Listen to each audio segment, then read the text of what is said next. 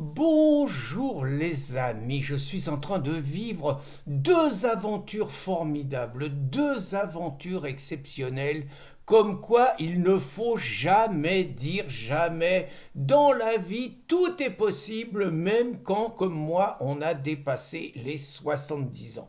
Je vais vous raconter mes histoires, voilà, on est entre nous, quoi, voilà. Bon, je dois le reconnaître, j'ai toujours eu un problème avec les femmes fortes. Je sais pas pourquoi, hein, sans doute des préjugés, tout ça. Ma mère, elle me disait toujours, tu ramènes que des planches à pain. Vous voyez, je sais pas, une femme, bon, Mathilde Panot, c'est pas possible pour moi, vous voyez. Raquel Garrido, c'est pas possible. Ségolène Royal, non pas Royal, Ségolène Amiot. Notre député, c'est pas possible. Ercilia Soudais, c'est pas possible. C'est un préjugé, hein, je suis d'accord. C'est une discrimination, c'est peut-être de la grossophobie, c'est possible, hein. Et pourtant, je vous ai mis la vidéo, là. Jean Gabin, quand il était jeune et beau, lui, il chantait Vive les grosses dames. Et il racontait pourquoi, lui, il pouvait pas résister aux grosses dames. Bah, moi, je me pensais vacciné, hein, plus de 70 ans, je suis bien avec Christine, très franchement, je me pensais à l'abri de tout nouveau coup de foudre. Et figurez-vous qu'en 24 heures, il me tombe deux coups de foudre coup sur coup, je ne comprends pas, je ne maîtrise plus rien.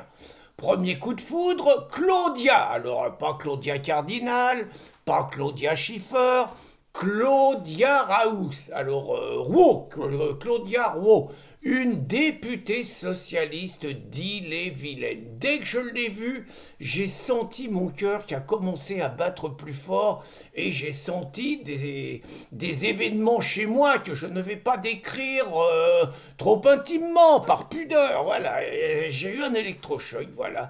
Donc je vais vous raconter, Claudia, on était à l'Assemblée nationale et il y avait les provocateurs fascistes, racistes, nazis de Frontières qu'osaient présenter leur dernier numéro spécial où ils disent du mal des insoumis, ils disent que c'est le parti de l'étranger et ils disent qu'ils ont des attachés parlementaires qui sont un peu sulfureux. Alors ça, c'est pas possible, hein.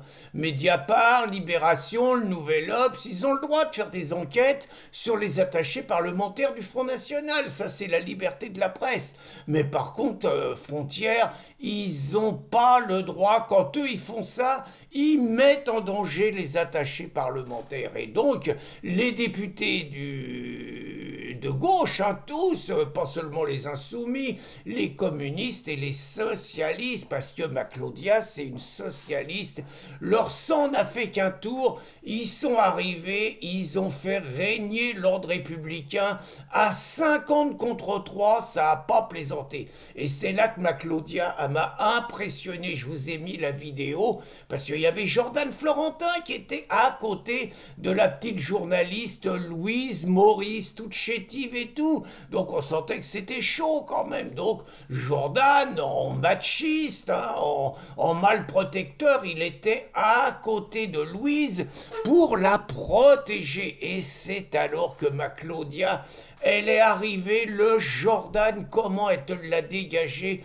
Un coup de sein droit dans l'estomac et un coup de nombril là où ça fait mal. Et le Jordan, plié en deux, il a fallu qu'il se pousse.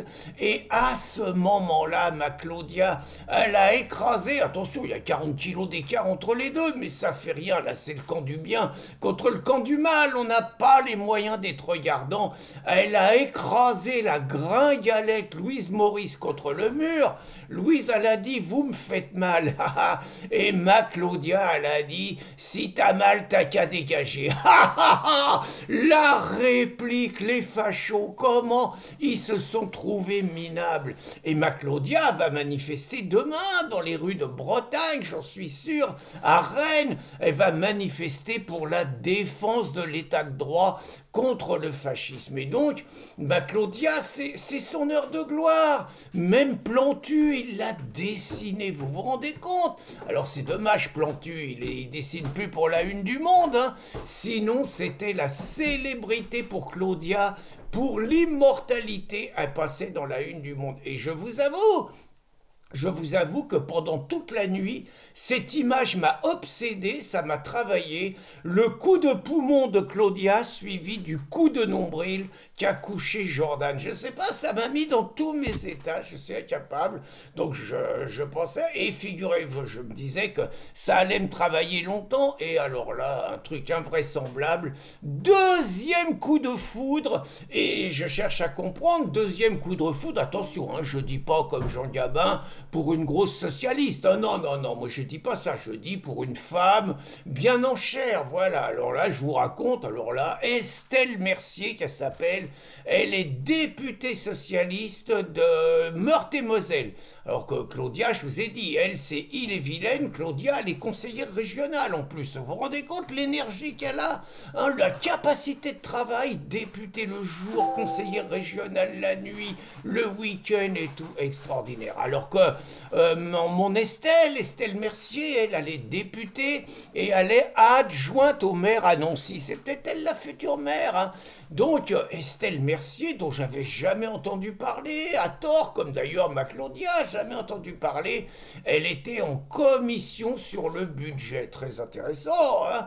Et donc le mec, un expert qu'ils ont amené, en gros le mec il raconte qu'il n'y a plus de fric, que les caisses sont vides, et que si les caisses sont vides, bah il faut en tenir un petit peu compte.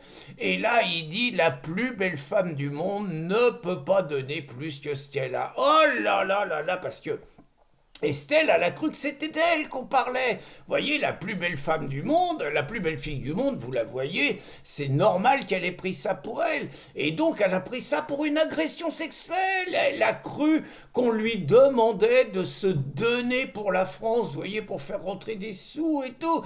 Donc, évidemment, elle a réagi avec indignation. Elle a dit que ça avait plus sa place. On était en 2025, qu'on est dans une commission parlementaire et que c'est pas normal qu'un mec il puisse dire des choses comme ça. Je suis pas sûr que le mec il va pas se retrouver au tribunal pour agression sexuelle contre Estelle. Et donc, Estelle, elle a remis les pendules à l'heure. Pour moi, Estelle, elle est plus féministe que Clémentine Autain, Caroline Dehaas et Sandrine Rousseau réunies. Et je vous avoue que depuis que j'ai entendu ça, bah, c'est mon deuxième coup de foudre, hein, un électrochoc, des réactions que je n'arrive plus à maîtriser. Et donc, alors que la veille, je me suis endormi et j'ai dormi toute la nuit en faisant des rêves merveilleux, en passant à Claudia, et bah cette nuit ça a été Claudia, elle était oubliée et bah j'ai passé la nuit à rêver à Estelle et la plus belle fille du monde qui peut pas donner plus que ce qu'elle a. J'avoue que ça m'a troublé, j'ai encore vécu des rêves torrides.